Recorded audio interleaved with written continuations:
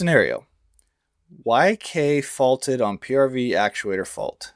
Find actuator bad, position showing relatively 60% open, and needed to be replaced. What's the procedure to install new one and recalibrate for proper operation? So installing a new actuator and then calibrating. What is really important for the installation procedure, one, the wiring in there can get a little tricky. It's because of what that relay, or that, not the relay, the actuator can do. So it's more than just a open and close floating point actuator.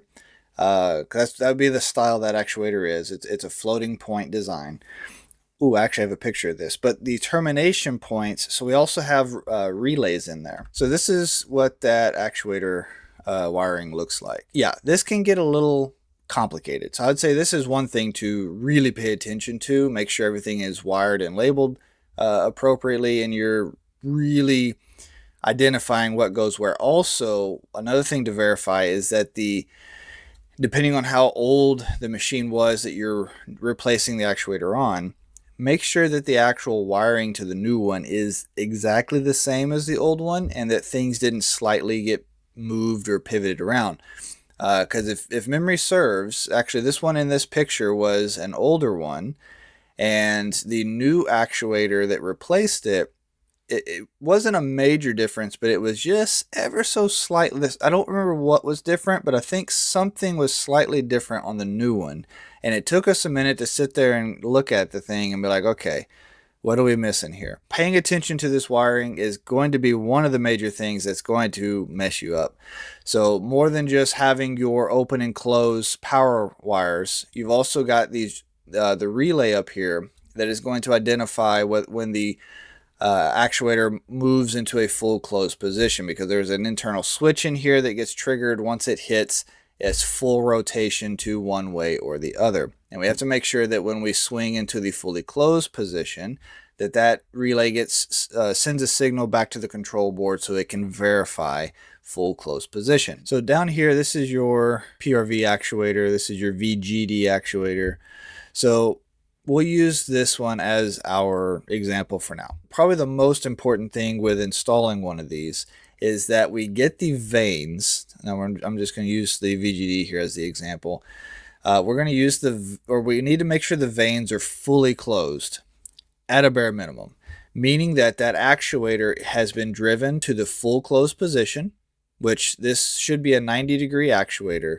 So we're in a fully closed position, and our end switch for closed has been triggered. We're sending that output out, and then we're going to pivot our armature to where we can move to a fully closed position on the armature. For this actuator down here, that should be a full swing to the to clockwise if memory serves. So we want to make sure that where the arm or the shaft for the guide vanes is positioned is in a fully closed point. That way it matches fully closed at the vanes and fully closed at the actuator. And you want to make sure you also put a little bit of pressure on it. Not like hard, like you're forcing it, because then you'll end up putting too much stress on the vanes themselves. But you want to make sure that it's solidly closed, because if you don't get this part right, part of what will happen is the vanes may allow too much leakage through them at startup, which is going to cause your motor to go into an overcurrent because the vanes aren't fully closed properly. So if this mechanical linkage is not put in just right, then you could be causing an overcurrent issue at startup. That'll probably be the primary symptom that you're going to deal with. In addition to, it's going to have a hard time unloading as much as it needs to when it needs to close the vanes, stuff like that. We've made sure that our actuator is at a fully closed position. Our closed relay output is triggered, and that we've manually pressed the shaft for the PRV in this case to a fully closed state. By that time, that's when we can install our linkages. Now, the paint from the factory should be fairly accurate because some of these linkages will have like little extension bars. This particular one doesn't. It's just a pretty straight bar, but some of these will actually, they're like a two-piece, and so you can extend or shorten the actual bar here. So using those factory paint marks can be a really good benefit. If you are going to have to adjust anything like that, marking some things with a Sharpie before you remove it is also really helpful. Now, in the event that you're coming in behind somebody else who did it, maybe they didn't do it correctly, but you're still having issues. Well, in that scenario, you kind of come back to this linkage bar may be part of your problem. So if they did not verify the actuator was in the correct position, and if they did not verify that the arms were, or the shaft was fully pressed, and like I said, put a little pressure on it to make sure that it is fully closed. It's not just ever so slightly cracked open. You don't want that. Then you can install the actual arm and set it in place. And these are just a 90-degree rotation. So that's all you're going to get out of this. And that's all you should expect. So as it rotates around, it will pivot up. So like this one, as it spins clockwise, it's going to pick that armature up and slide, in this particular case, a VGD ring out. But the calibration process is pretty similar from the VGD to the PRV. It just slightly different context. With everything closed, set your linkage to that point. And then you have to just stroke it. So when we get into calibration, with the machine off and the unit switch set to off, you have to make sure that's in the off position. And I'm pretty confident you have to be in the service mode to do this. With everything positioned and you've got the sensor mounted, so you may not have had to remove that throughout this time. But with the sensor mounted, the position sensor, which is this little box right here, that is a rheostat in there that's sending a resistance back to the microboard. As the microboard reads that resistance, it knows that, okay, X ohms is X position, Y ohms is Y position, there's my 0 and my 100, and then I'm on a linear scale in between there in order to have my physical position of the PRV shaft.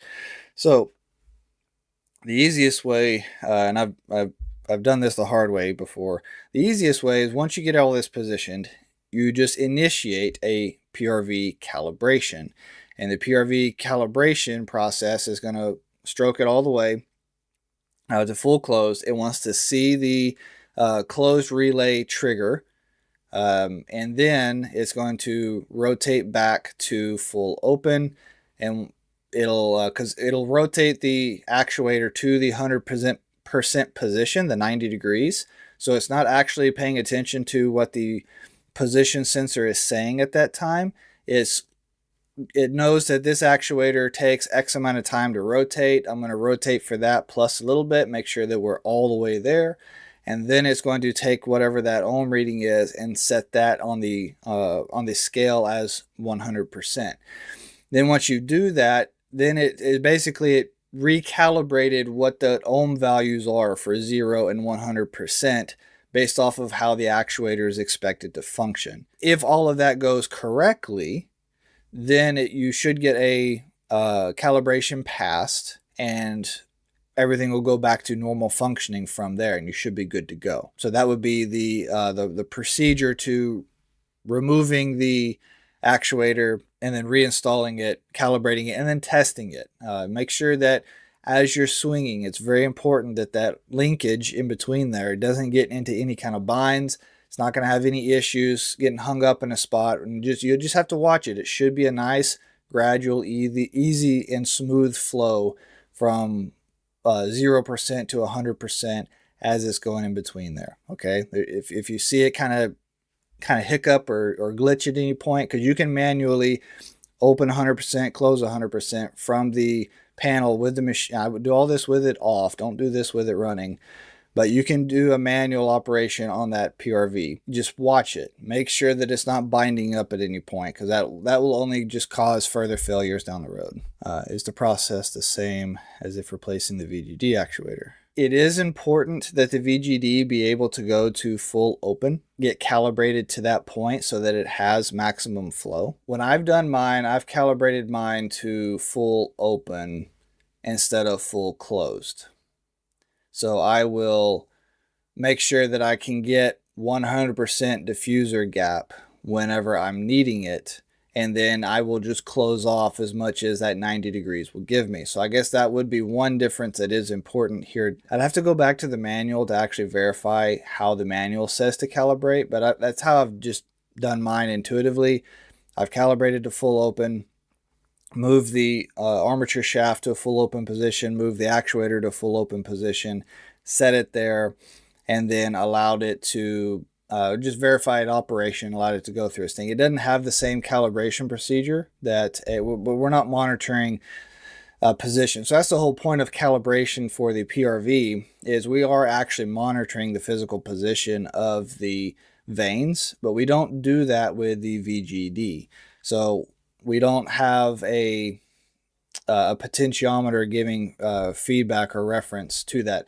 Now, I say that, I think I'd have to verify this. I think some of the newer machines might actually starting to do that, because I was reading the one of the newer YK manuals the other day, and I think it actually made reference to the VGD position.